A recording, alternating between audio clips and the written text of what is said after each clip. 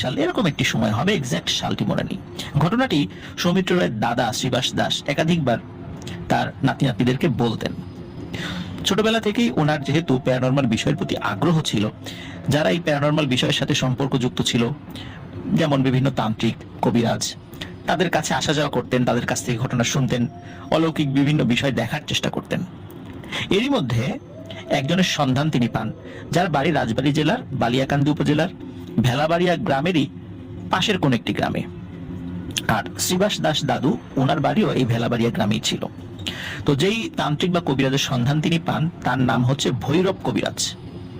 এই ভৈরব কবিরাজ উনি বিভিন্ন ধরনের অসুখ বিসুখের ট্রিটমেন্ট তো করতেনই, সেই সাথে জিনে ধরা রোগীর ট্রিটমেন্টও তিনি করতেন। সকলে বলতো যে ভৈরব কবিরাজের কাছে একটি শক্তিশালী জিন আসে প্রতি মঙ্গলবার সন্ধ্যার পর, এবং ওই জিনটিকে সকলে ব্রহ্মদৈত্য জিন বলে থাকে। ওই সময়টাতে শ্রীবাস দাস দাদুর বয়স 24 কি 25 এমন একটি সময়। তো যেহেতু টকবগে যুবক আর সাহসও আসে বেশি, এই কারণে প্যারানর্মাল বিষয়ের প্রতি আগ্রহ তার বেশি। উনি চিন্তা করলেন উনি ভৈরব কবিরাজের বাড়িতে যাবেন আর ব্রহ্মদৈত্য এই জিনের কথা শুনবেন।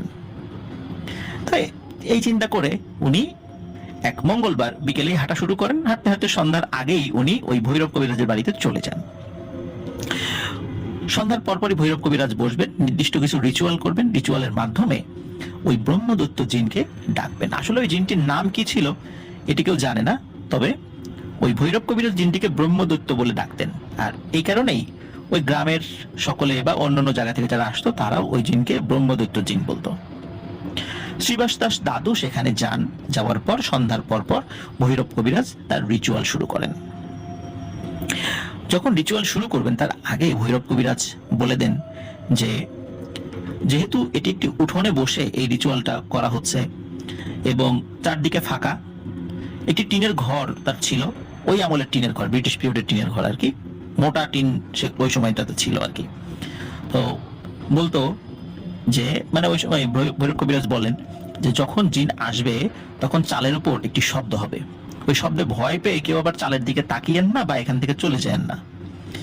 কেউ উপরের দিকে তাকাতে পারবেন না, যেই তাকাবে তারই কিন্তু ক্ষতি হবে। সুতরাং যাই কিছু ঘটুক না কেন উপরের দিকে তাকানো যাবে না যে কোন দিক থেকে শব্দ আসছে। প্রত্যেকটা সময়ই এই ভৈরব কবিরাজ এই মানুষদের যে কোনোভাবেই উপরে তাকানো যাবে না। যাই হোক, এই সমস্ত নির্দেশনা শ্রীবাস দাস দাদুও শোনেন। শোনার পর তিনি চিন্তা করেন যে ঠিক আছে, তাকানো যেহেতু যাবে না, তাকাবো না, আমি শুধু শব্দ শুনবো। তো যেই মানুষরা ওখানে ট্রিটমেন্ট নেওয়ার জন্য এসেছিলেন তার মধ্যে একজন মহিলা ছিলেন। সেই মহিলার আচরণ, কথাবার্তা ছিল অস্বাভাবিক। 3-4 জন মানুষ মিলে তাকে সেখানে ধরে নিয়ে এসেছিলেন।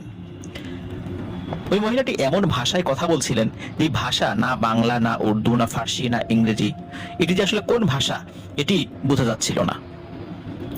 তবে সবাই বুঝতে পারছিল কোনো জিনের প্রভাব এই মহিলার উপর পড়েছে, যার কারণে তার আচার আচরণের পরিবর্তন ঘটেছে। আর এর থেকে সমাধানের জন্যই এই ভৈরব কবিরাজের বাড়িতে নিয়ে আসা হয় ওই ব্রহ্মদত্ত জিনের চিকিৎসার জন্য। যাই হোক, সন্ধ্যার পরপরই ভৈরব কবিরাজ যেই প্রক্রিয়াতে ওই ব্রহ্মদত্ত জিনকে ডাকতেন সেই প্রক্রিয়াটি শুরু করেন। তো অনেকক্ষণ হয়ে যায়, কিন্তু ওই ব্রহ্মদত্ত জিন সে আর আসে না। একটা সময় ভৈরব কবিরাজ সে ওই রিচুয়ালটা কিছুটা সময়ের জন্য স্থগিত রাখে। তো মানুষজন জিজ্ঞাসা করে যে কি ব্যাপার, ব্রহ্মদত্ত এখন আসে না কেন? তখন ভৈরব কবিরাজ বলেন যে মাঝে মাঝে এমনটা হয় যে আসতে দেরি হয়, কিন্তু আসে। সপ্তাহে একদিনই তো, মঙ্গলবার আসে সে। 15-20 মিনিট বিরতি দিয়ে আবার ভৈরব কবিরাজ তার রিচুয়াল শুরু করে।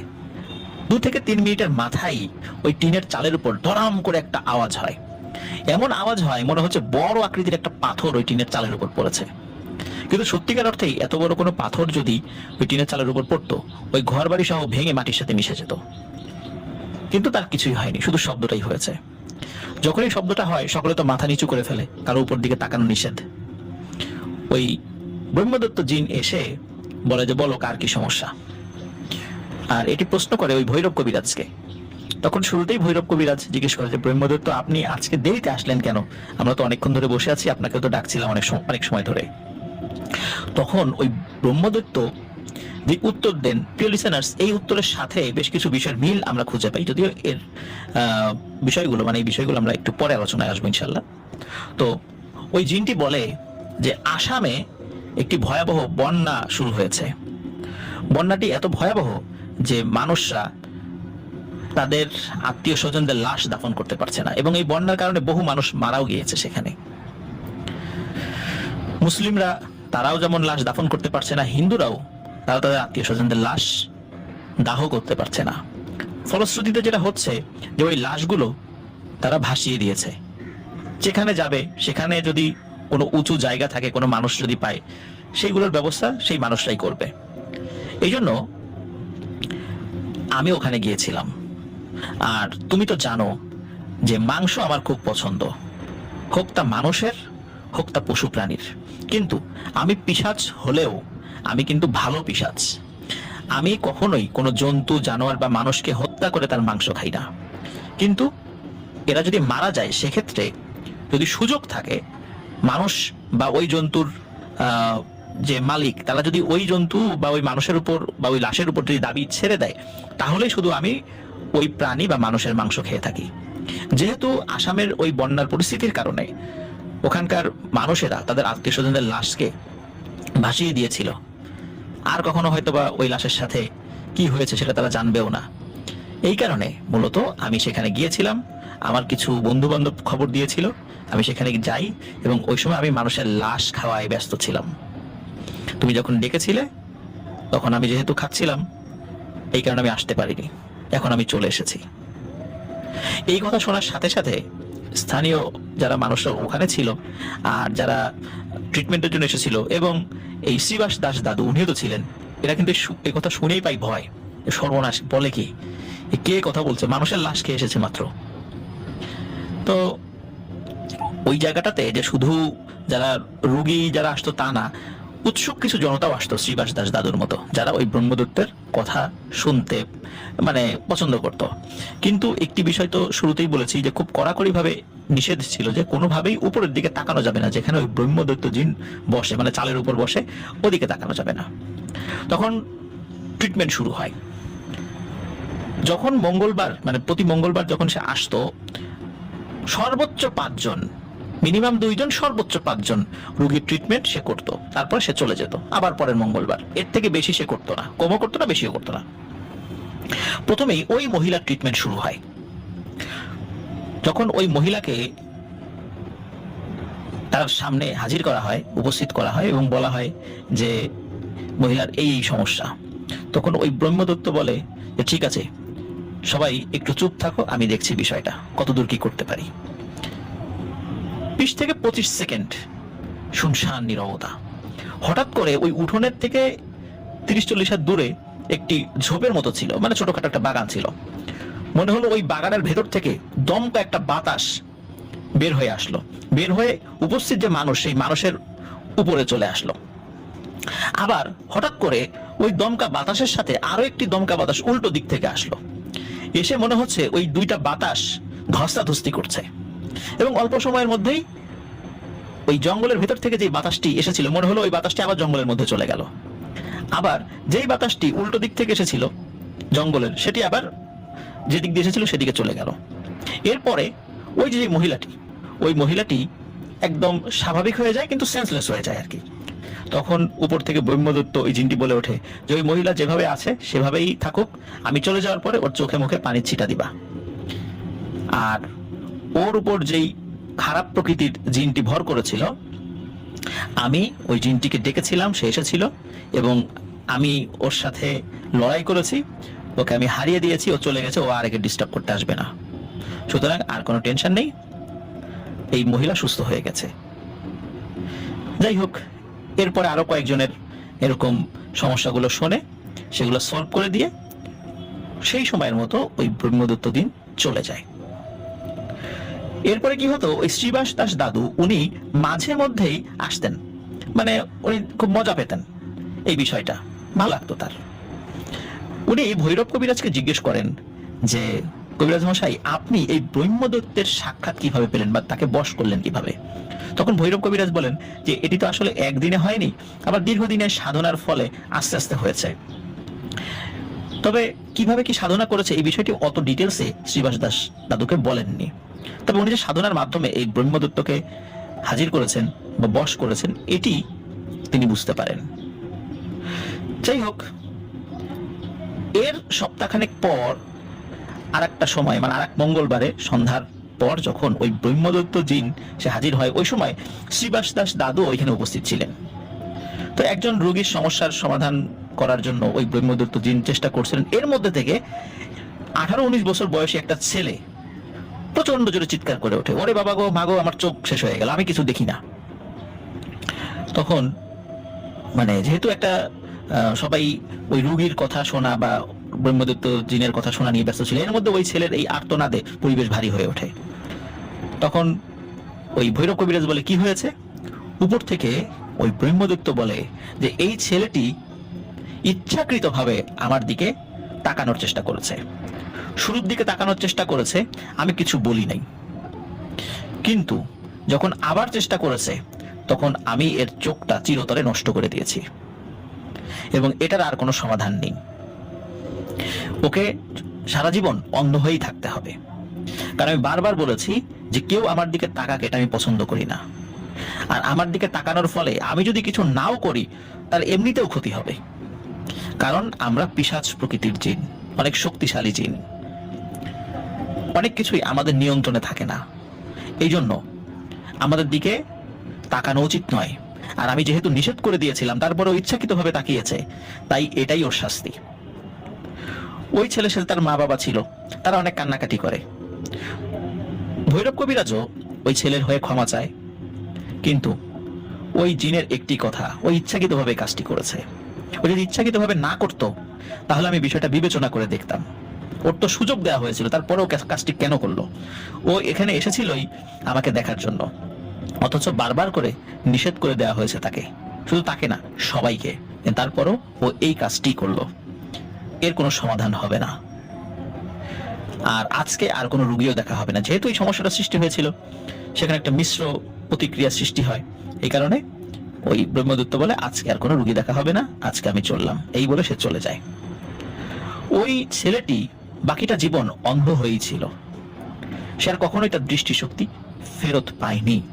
এরপরেও অনেক ট্রিটমেন্ট করা হয়েছে, কিন্তু সে আর তার দৃষ্টিশক্তি ফেরত পায়নি। কবিরাজও দেখানো হয়েছে, অনেক কিছু করা হয়েছে, কিন্তু এর কোনো সমাধান হয়নি। এই ছেলের সাথে এই ঘটনা ঘটে যাওয়ার পর শ্রীবাস দাস দাদু অত্যন্ত ভয় পান। তিনি চিন্তা করেন যে আমিও তো যাই, মনের ভুলেও যদি কখনো উপর দিকে তাকিয়ে ফেলি, কারণ অনেক কারণেই এটা হতেই পারে, অনিচ্ছাও তাকায় ফেলতে পারি। এখন ওই ব্রহ্মদত্ত যদি মনে করে আমি ইচ্ছা করে তাকিয়েছি, তাহলে তো আমার সাথে একই পরিণতি ঘটবে যেটা ওই ছেলেটির সাথে ঘটেছিল।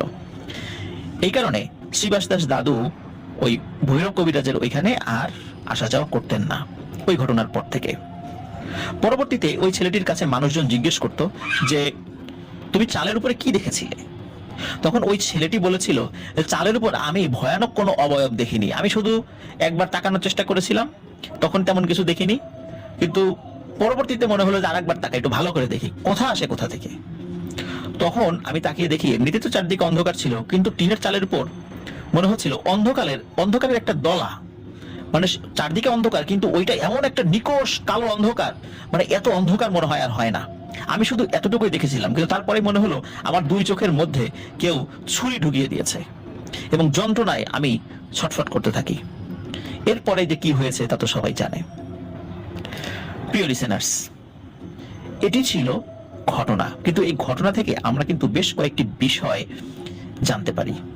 সেটি হচ্ছে যে পিশাচ সেই সমস্ত আমরা জিনদেরকে বলি যারা অস্বাভাবিক রকমের খাবার খায়, যেমন পচা, তারপরে কাঁচা মাংস, এই টাইপের জিনিসগুলো খায়। এগুলো সাধারণত পিশাচ প্রকৃতির জিন, আর পিশাচ প্রকৃতির জিনরা সাধারণত শক্তিশালী হয়ে থাকে।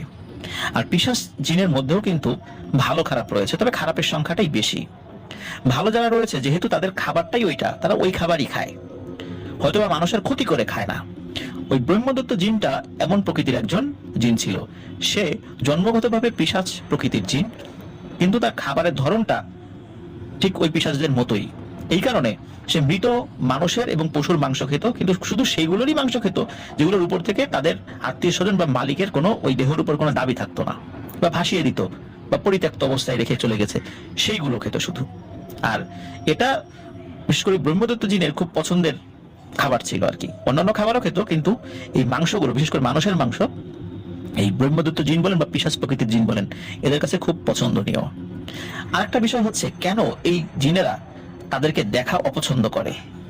সত্যিকার অর্থে বিষয়টা এটাই যে জিনেদেরকে যদি কোনো মানুষ দেখে ফেলে যেটা জিনেদের পছন্দ না, তাদের অনিচ্ছাকৃতভাবে যদি কেউ দেখে ফেলে বা ইচ্ছা করে দেখার চেষ্টা করে, তার পরিণতি সবসময় খারাপ হয়, যা আমরা বিভিন্ন ঘটনার মাধ্যমে কিন্তু এর আগেও জেনেছি বা শুনেছি। এই কারণে ইচ্ছাকৃতভাবে জিনদেরকে দেখার চেষ্টা করা মোটেও উচিত নয়। এই প্রসঙ্গে আমরা রাসূলুল্লাহ সাল্লাল্লাহু আলাইহি ওয়াসাল্লামের সময়কার একটি ঘটনা জানতে পারি যে রাসূলুল্লাহ সাল্লাল্লাহু আলাইহি ওয়াসাল্লাম যখন জিনদেরকে তালিম দেওয়ার জন্য যেতেন, তখন কখনো কখনো কোনো সাহাবাদেরকে সাথে নিয়ে যেতেন। ফেরত আসার পর অন্যান্য সাহাবীরা সেই সাহাবাকে জিজ্ঞেস করতেন জিনের আকৃতি কেমন, দেখতে কেমন। তখন তারা উত্তর দিতেন যে এদের এক একজনের আকৃতি এক এক রকম। কেউ পশুর মতো, কেউ অর্ধেকটা মানুষের মতো, অর্ধেকটা পশুর মতো, কেউ উড়ে আসে, কেউ হেঁটে আসে, কেউ দৌড়ে আসে, কারো পাখা রয়েছে, এইরকম এক একজন এক এক রকম। তবে রাসূলুল্লাহ সাল্লাল্লাহু আলাইহি ওয়াসাল্লামের কাছে কিন্তু কয়েকজন সাহাবী জিনের চেহারা কেমন এই বিষয়টি জানতে চেয়েছিলেন। তখন রাসূলুল্লাহ সাল্লাল্লাহু আলাইহি ওয়াসাল্লাম বলেছিলেন যে কসম সেই সত্তার যার হাতে আমার প্রাণ, তোমরা যদি তাদের প্রকৃত চেহারা দেখতে পেতে তাহলে তোমরা সেটা সহ্য করতে পারতে না। প্রিয় লিসেনার্স, আমরা রাসূলুল্লাহ সাল্লাল্লাহু আলাইহি ওয়াসাল্লামের এই কথা থেকে বুঝতে পারি যে জিনদের চেহারা অত্যন্ত ভয়ানক হয়ে থাকে, যেটা কখনোই কোনো মানুষের পক্ষে সহ্য করা সম্ভব নয়, কারণ তাদের প্রকৃত চেহারায় আমরা সচরাচর আসলে দেখি না। আর যদি দেখতাম তাহলে কি সহ্য করতে পারতাম? এই জন্য ইচ্ছাকৃতভাবে জিনদেরকে দেখতে চাওয়া ঠিক নয়। আর এই বিষয়ে অতিমাত্রায় উৎসাহ বা আগ্রহ থাকাটাও ঠিক নয়। যদি থাকে তার পরিণতি কখনোই ভালো হবে না। প্রিয় লিসেনার্স, আশা করছি শিক্ষণীয় এই ঘটনাটি আপনাদের ভালো লেগেছে। আমরা চলে যাচ্ছি আমাদের পরবর্তী ঘটনায়। তবে পরবর্তী ঘটনায় যাওয়ার আগে একটি তথ্যের ক্লোজিং দিয়ে যেতে চাই, সেটি হচ্ছে ভৈরব কবিরাজ। উনি কিন্তু একজন ভালো মানুষ ছিলেন, মানে ব্যক্তি হিসাবে ভালো, মানুষের উপকার করতেন, এবং ওনার মৃত্যু খুব স্বাভাবিকভাবেই হয়েছিল। স্বাভাবিক মৃত্যু ছিল, কোনো অস্বাভাবিক মৃত্যু তার হয়নি। আর ওই সময় অনেক মানুষই ওই ব্রহ্মদত্ত জিনের গল্প শুনেছে, কেউ কেউ সেই শব্দও শুনেছে, তার সাথে কথাও বলেছে। আর এই শ্রীবাস দাস দাদু যেহেতু এখনো জীবিত আছেন, তার মানে হচ্ছে ওনার সমসাময়িক কেউ কেউ এখনো জীবিত আছেন যারা ওই ব্রহ্মদত্ত জিনের কথা শুনেছেন। যদিও বা এখন আর ওই ব্রহ্মদত্ত জিনের ঘটনা শোনা যায় না, কারণ ভৈরব কবিরাজের মৃত্যুর পর এই বিষয়টি আর সেভাবে ছিল না।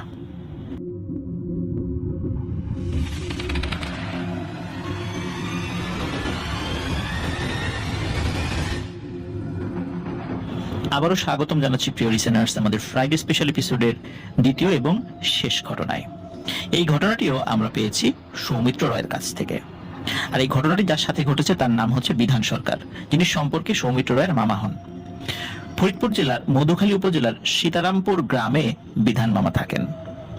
বিধান মামার আরো একটি ঘটনা আমাদের 34 নং এপিসোডে, যেটি 26 জানুয়ারিতে হয়েছিল, সেই এপিসোডে ওনার একটি ঘটনা আমরা শেয়ার করেছিলাম, এবং ওই ঘটনা সম্পর্কিত একটি কমিউনিটি পোস্ট আপনারা আমাদের চ্যানেলে ঢুকলে দেখতে পাবেন। সেখানে একটি শ্মশান সংলগ্ন ব্রিজ, সেই রাস্তা, এটার একটি পোস্ট দেয়া আছে। তো বিধান সরকার মানে বিধান মামার সাথে আরো একটি ঘটনা আজকে আমরা শেয়ার করতে যাচ্ছি। এটিও মূলত প্রায় ওই কাছাকাছি, ওই শ্মশানের কাছাকাছি এবং ওই রাস্তা সম্পর্কিতই আমরা বলতে পারি। তাই আশা করছি ঘটনাটি আপনাদের ভালো লাগবে।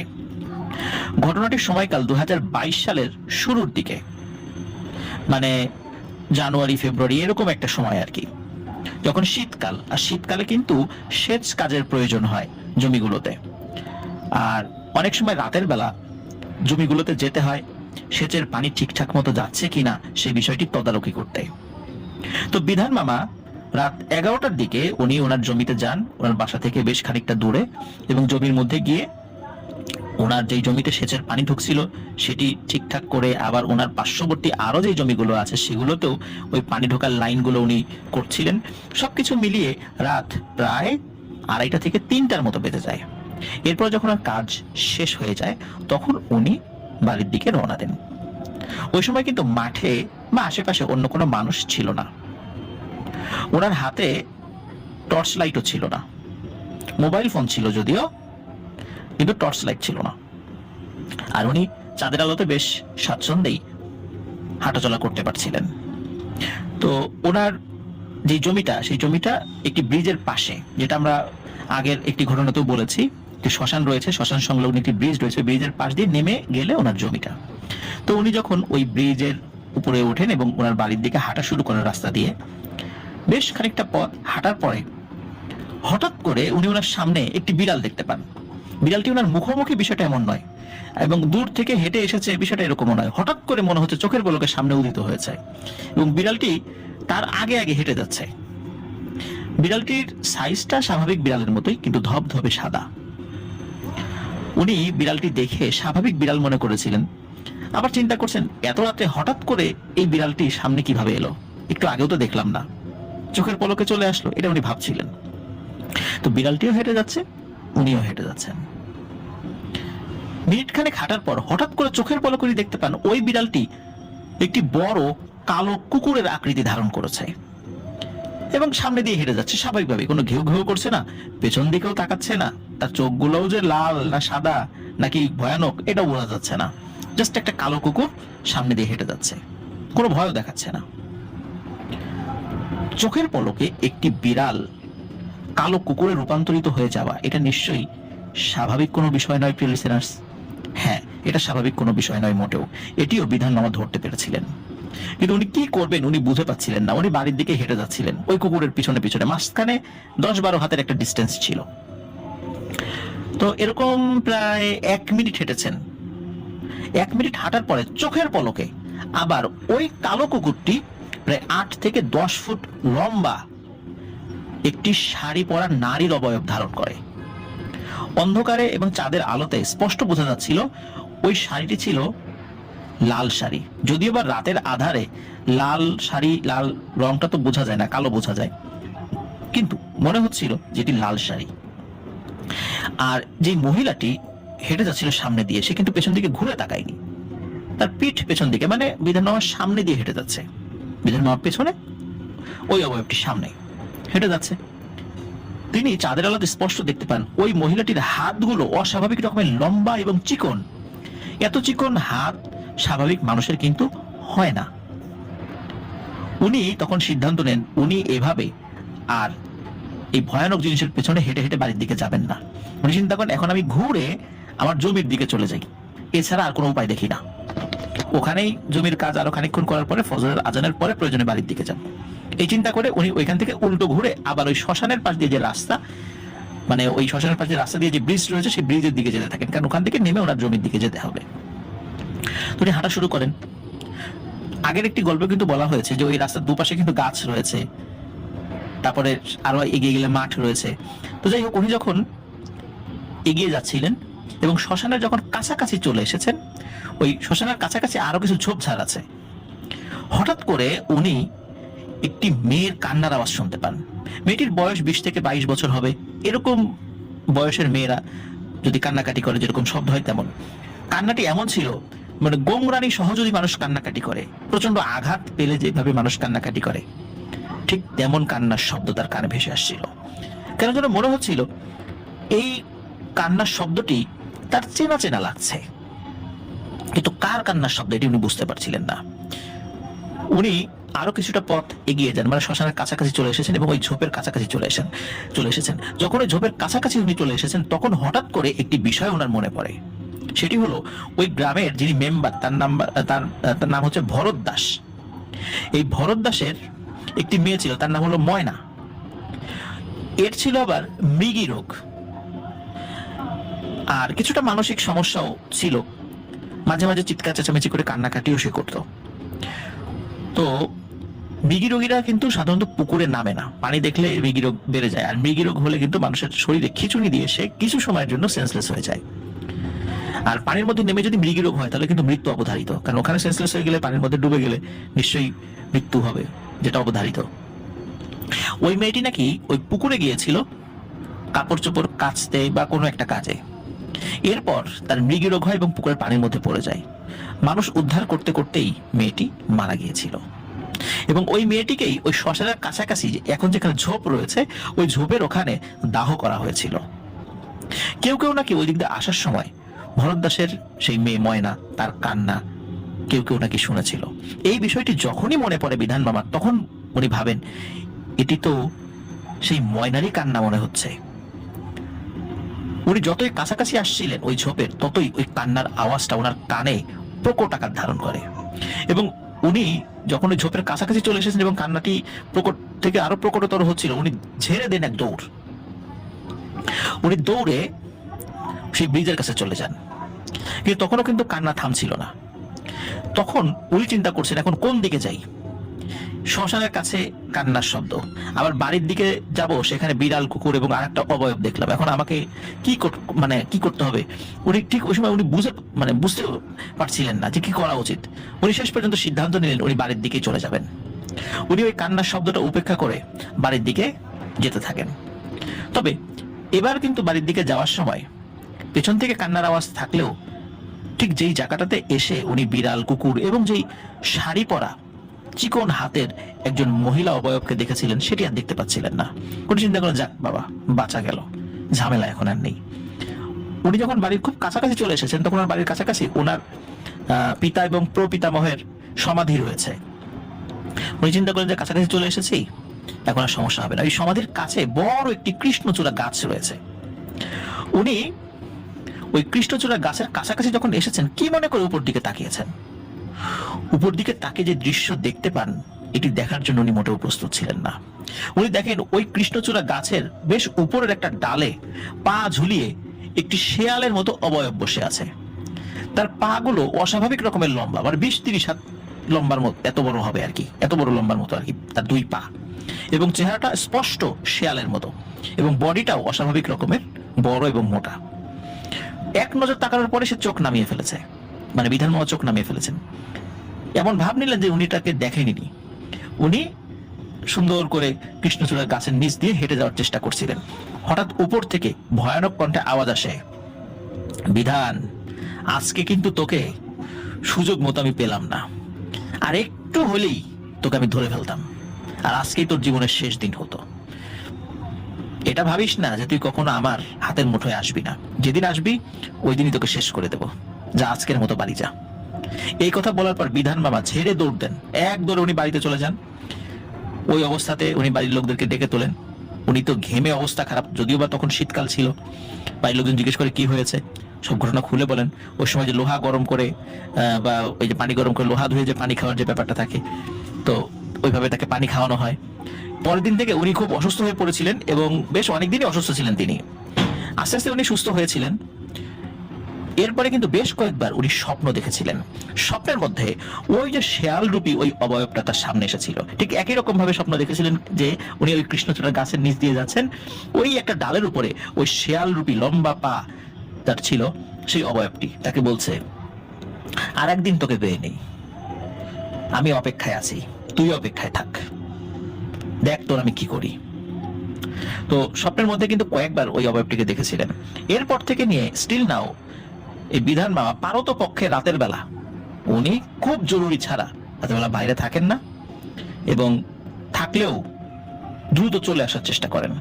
আর যদি চলে আসার চেষ্টা না করেন তাহলে ভয়ানক ঘটনা ওনার জন্য অবশ্যম্ভাবী হতে পারে। সেই ঘটনাতে উনি প্রাণও হারাতে পারেন। তবে আমরা চাই না যে এই ধরনের ঘটনা তার সাথে ঘটুক। প্রিয় লিসেনার্স, বিধান বাবা এখন ভালো আছেন, ওনার রেগুলার যে কাজ সেগুলো উনি করছেন। আর আবারও বলছি, ঘটনাটি ঘটেছিল ফরিদপুর জেলার মধুখালী উপজেলার সীতারামপুর গ্রামে।